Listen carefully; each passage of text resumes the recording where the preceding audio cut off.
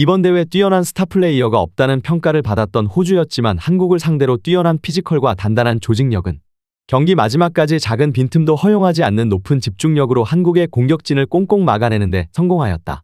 하지만 대한민국에는 역시 손흥민이 있었고 페널티킥을 얻어내고 역사에 기록될 환상적인 프리킥을 성공시켰을 뿐 아니라 미공개 화면 속 손흥민의 예상치 못한 행동들은 이틀밖에 쉬지 못한 대한민국 선수들에게 지치지 않는 정신력과 가슴을 울리는 동기부여를 선물하였다. 대한민국과 호주와의 아시안컵 8강전이 끝난 후 엄청난 반응들이 쏟아져 나오고 있습니다. 외신에서는 한국의 축구는 쓰러져도 포기하지 않고 계속해서 일어나 결국 승리하는 좀비 축구라는 반응과 함께 한국 네티즌들은 밀린 숙제를 후반 마지막에 해결하는 방학숙제형 축구, 시험기간형 축구라는 재미있는 별명까지 생긴 상황입니다. 특히 손흥민 선수가 활약하는 영국에서는 손흥민 선수의 압도적인 활약에 엄청난 관심을 보이고 있으며 점점 더 많은 팬들이 이번 아시안컵에 완벽히 빠져들며 역대급 흥행몰이의 선두주자로 한국이 손꼽히고 있는 상황입니다. 손흥민 선수의 소속팀 토트넘은 지난밤 있었던 경기에서 후반 45분까지 2대1의 리드를 가져갔지만 결국 추가 시간 세트피스에서 동점을 허용하며 무승부를 기록하였는데요. BBC의 전문가들은 손흥민 선수의 부재를 뼈저리게 느낄 수 있는 장면이었다는 분석과 함께 캡틴 소니가 활약하고 있는 팀에서는 그동안의 전통적인 리더에서 볼 수 없는 모습을 볼 수 있다며 지난 대표팀 경기의 미공개 영상을 분석하기도 해 큰 화제가 되기도 하였습니다. 해당 소식 탑클래스에서 자세히 전해드리도록 하겠습니다.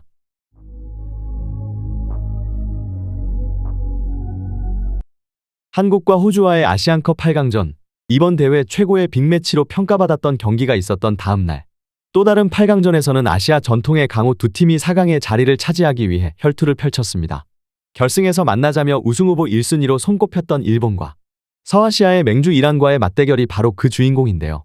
일본은 전반전 중원을 장악하는 일본 특유의 쇼패스 빌드업 축구로 이란을 완벽히 제압하며 선제골까지 기록하였지만 후반전 이란의 저돌적이고 파괴력 넘치는 직선적인 힘의 축구에 완전히 무너져버리기 시작했습니다.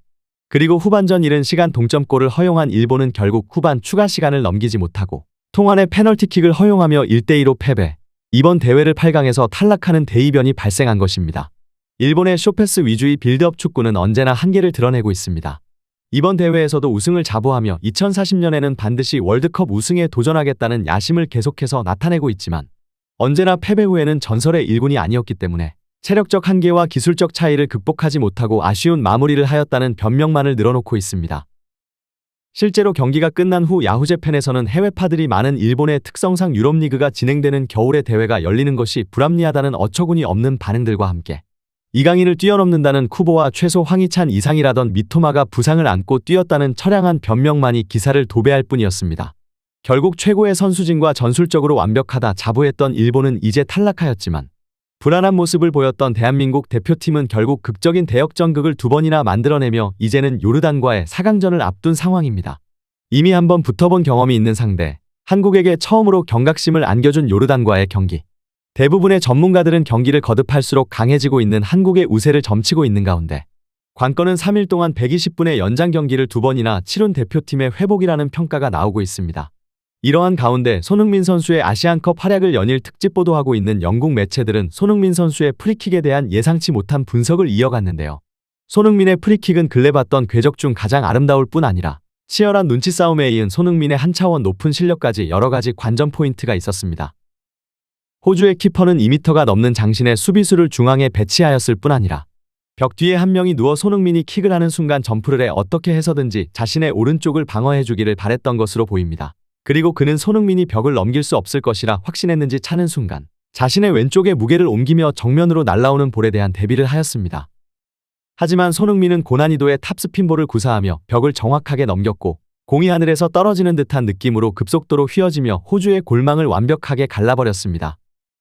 한국이 호주의 벽 앞에 배치한 2명의 선수들은 키퍼의 시야를 완벽하게 가리며 0.1초 키퍼의 움직임을 제어하는 임무를 완벽하게 수행하였고 손흥민은 그동안 프리미어리그에서 자신에게 오지 않았던 기회를 벌써 국가대표에서 수차례 최고의 프리킥으로 증명해 보이며 프리킥 또한 세계 최정상급의 월드클래스임을 전세계 축구 팬들에게 다시 한번 알려주었습니다.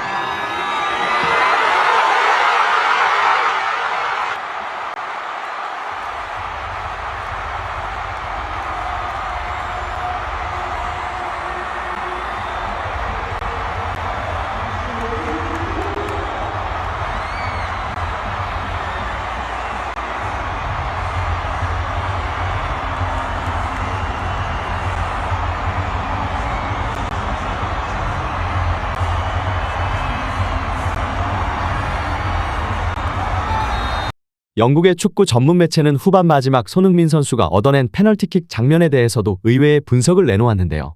대한민국 선수들은 90분이 넘어간 순간에도 지지 않을 것이라는 것을 확신하고 있듯이 계속해서 기회를 만들기 위해 최선을 다했으며 결국 그 중심에는 월드클래스 캡틴이 있었다.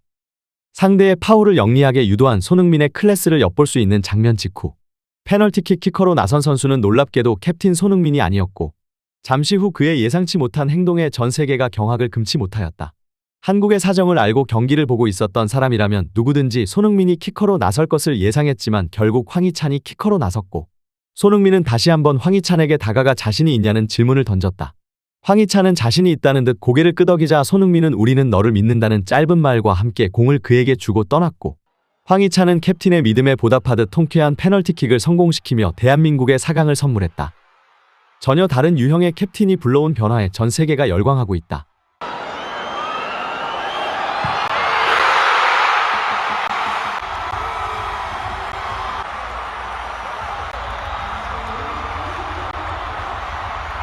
실제로 손흥민 선수는 경기가 끝난 후 인터뷰에서 벤치에서 제가 차라는 지시가 있었지만 황희찬 선수가 너무나 자신이 있어 했고 훈련 중에 희찬이가 잘 찬다는 것을 여러 번 봐왔기 때문에 그를 믿기로 했다.